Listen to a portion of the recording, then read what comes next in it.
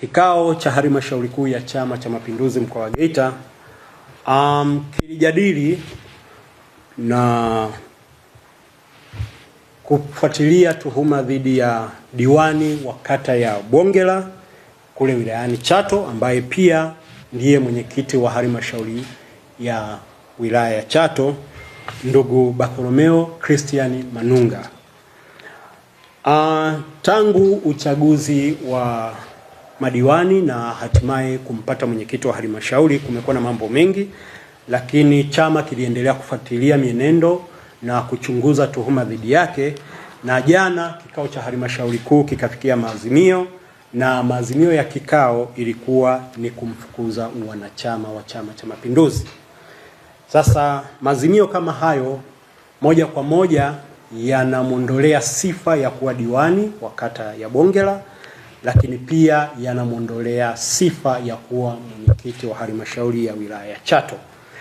Baada sasa ya ndugu Bartholomeo Christian Manunga kuvuliwa wanachama, hatua zingine zitafuata, kwa sababu hapa tunahusisha chama lakini pia tunahusisha serikali kwa maana ya TAMISEMI, kwa sababu huyu tayari alikuwa ni diwani lakini pia alikuwa ni mwenyekiti wa halmashauri, na ikizingatiwa kwamba akisha shinda diwani yoyote anakwenda kuapishwa serikalini.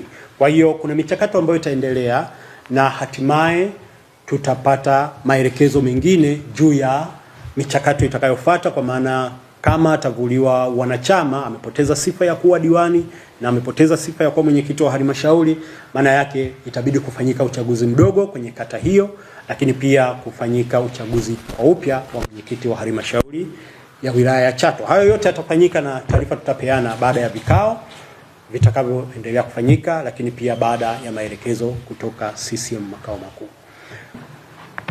Halmashauri kuu ya CCM mkoa imefikia maamuzi haya baada ya kujiridhisha juu ya tuhuma zake mbalimbali, ikiwemo utovu wa nidhamu, lakini pia ukiukaji wa kanuni, sheria, taratibu na miongozo ya Chama cha Mapinduzi. Kwa hiyo baada ya kujiridhisha katika hayo yote, kikao kikaazimia huyu ndugu hastahili tena kuendelea kuwa mwanachama wa Chama cha Mapinduzi. Kumekuwa na mambo mengi kiukweli, kwa sababu kuna mambo yalitokea mengi sana kwenye mchakato wa kumpata mwenyekiti wa halmashauri ya wilaya ya Chato, na kwa sababu ya mazingira hayo chama ilibidi sasa kianze kufuatilia, lakini pia kutumia vyombo kama TAKUKURU kujiridhisha juu ya tuhuma zilizokuweko kule Chato, kwa sababu kuna klipu zingine zilitembea za watu kutuhumiana rushwa na nini, unaona. Kwa hiyo chama kikaendelea kufuatilia kwa taratibu sana kuhusu tuhuma hizo, lakini pia kama ambavyo umeuliza swali kwamba kuna mtu alishinda, lakini alikuwa ni diwani wa kata ya Muungano, na baadaye maelekezo yakatoka, kwa sababu kila hatua ilikuwa inaendelea.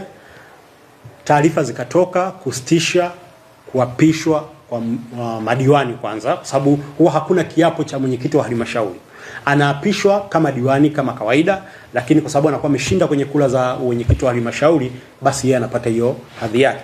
Kwa hiyo baada ya taarifa hizo walisimamisha zoezi la kumwapisha mwenyekiti wa halmashauri kwa maana ya madiwani wote, na baadaye maelekezo yakatoka kwamba ndugu Christian Manunga, huyu ndugu Bartholomeo Christian Manunga ndiye aende kama mwenyekiti wa halmashauri ya wilaya ya Chato. Kwa hiyo baada sasa ya kuendelea kufuatilia taratibu na nini, kuna tuhuma pia zilikuwepo dhidi yake. Kwa hiyo hao wawili wote wakajikuta, kwa sababu mtu akiondolewa kwa tuhuma wa kwanza hainyimi haki ya kufuatilia pia wa pili aliyeingia. Kwa hiyo hayo ndio yametufikisha hapa ambako tumefikia.